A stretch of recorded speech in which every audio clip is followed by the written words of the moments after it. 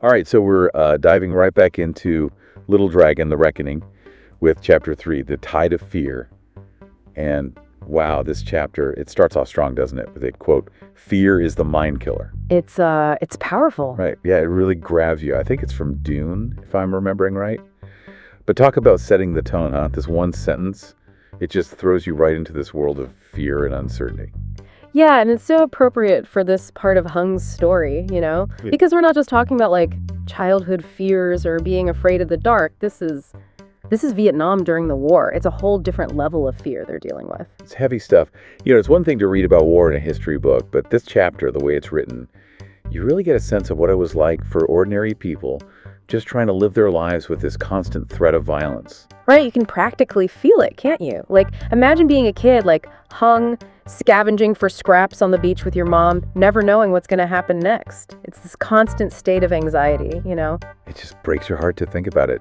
And that part where he talks about his dad, how he never knew if he was coming home, man, that got to me. The not knowing, that's the worst part. That constant fear, it just eats away at you. And for a kid like Hung, it becomes his normal. You can see how it shapes his whole worldview. Absolutely. And it's not just the war, right? Yeah. I mean, the chapter also gets into how his mixed heritage makes him a target.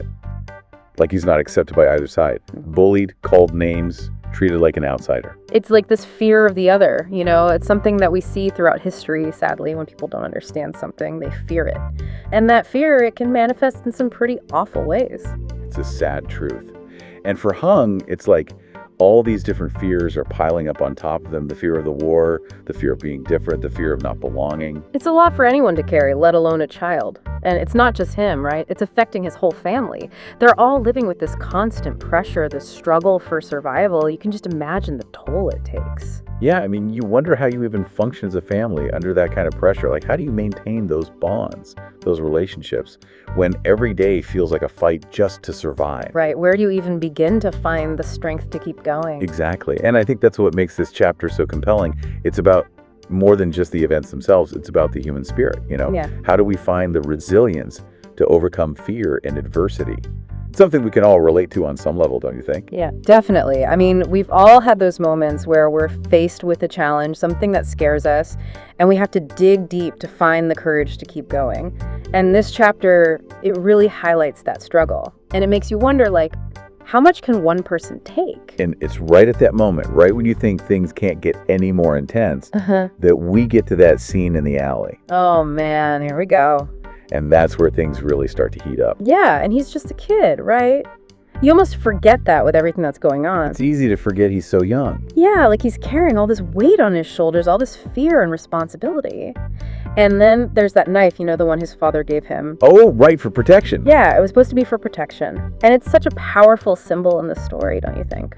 Absolutely. I mean, on the one hand, it represents his innocence, right? Like, it's a gift from his dad, something to keep him safe. Right. But then on the other hand, it's this really stark reminder of the danger he's in, the violence that's all around him. It's a double-edged sword, right? The very thing that's supposed to protect him also represents the darkness of this world he's growing up in. Exactly. And that duality, it's at the heart of that whole alley scene. Like, here's Hung, this kid backed into a corner, outnumbered, and he's got this knife.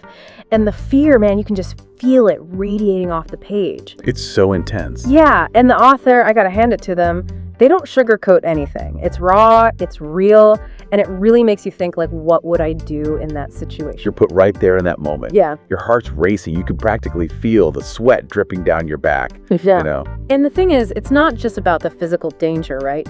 It's about what that fear does to Hung internally. Right. It's like all that fear he's been carrying around, it finally just boils over. Exactly. He's been holding it together, trying to survive. But in that alley, something snaps. And that's when he lashes out. Yeah, it's a desperate act born out of fear and desperation. And the chapter doesn't shy away from that, It shows the ugliness of it, the rawness. Yeah, and I think that's important, right? Because it would be easy to just make Hung this perfect little hero who never does anything wrong. But that's not realistic, is it? No, not at all. He's a kid thrust into this insane situation. He's just trying to survive. And sometimes survival means making really difficult choices. Choices with consequences. And that act in the alley, it's a turning point for Hung. It shattered his innocence in a way, forces him to confront a darkness inside himself that he maybe didn't even know was there. It's like he's forced to grow up in that instant. Yeah, he's not just reacting to the fear anymore. He's forced to confront it head on. And that's where things start to get really interesting, because from that point on, his relationship with fear starts to change. Okay, I'm curious, where does it go from there? Well, it's like he's been this little boat just being tossed around by the waves. Right. And now, all of a sudden, he's like, wait a minute. I might be able to learn how to steer this thing. It's like he's taking control. Exactly. He's not trying to get rid of the fear completely. He's learning to live with it, to understand it, maybe even use it to his advantage. So it becomes less about conquering fear and more about mastering it. Exactly. It's like he looks into the abyss, right? And instead of turning away, he's like, all right, let's see what this is all about. Yeah, exactly. It's like a switch flips in his head. He realizes that running from fear, it just keeps you trapped. But if you can face it, examine it, maybe you can find a way to use it. And that's such a powerful message, don't you think? Up. Because it's not like he suddenly becomes fearless. Right. That's not the point. No, not at all. This isn't some Hollywood movie where the hero just shrugs off fear and becomes invincible. It's about something much deeper than that. It's about accepting that fear is a part of life, but it doesn't have to control you. Exactly. It's like we all experience fear. It's a natural human emotion. But it's what we do with that fear that defines us. Do we let it paralyze us? Or do we use it as fuel to push ourselves further? That's the question, isn't it? And I think that's what makes this chapter so relatable. Because we've all been there, right? We've all had those moments where we're faced with something that scares us. Absolutely. Whether it's a big presentation at work or just trying something new, there's always that little voice of fear whispering in the back of your mind. Exactly. But what Hung's story shows us is that we don't have to let that voice control us. We can choose to listen to it, learn from it, and then ultimately overcome it. It's about finding that inner strength, that resilience, to face our fears head on. And what's really interesting is that by confronting his fear, by learning to control it, Hung stumbles upon something even greater, the key to his future strength. It's like that fear, which he once saw as his enemy, becomes his greatest teacher. Exactly. And that's something we see time and time again with these great figures, these masters. They don't achieve greatness by being fearless. They achieve it by mastering their fear. It's a powerful lesson. And it's a good reminder that sometimes the things that scare us the most can also be the things that help us grow the most. Yeah. Well, wow. That was quite the deep dive into the tide of fear. This chapter really packed a punch, didn't it? It really did. It gives you a lot to chew on. It sure does. And it leaves you wanting more, right? Like, how is Hung going to take this newfound understanding of fear and use it as he moves forward on his journey? Guess we'll have to keep reading to find out.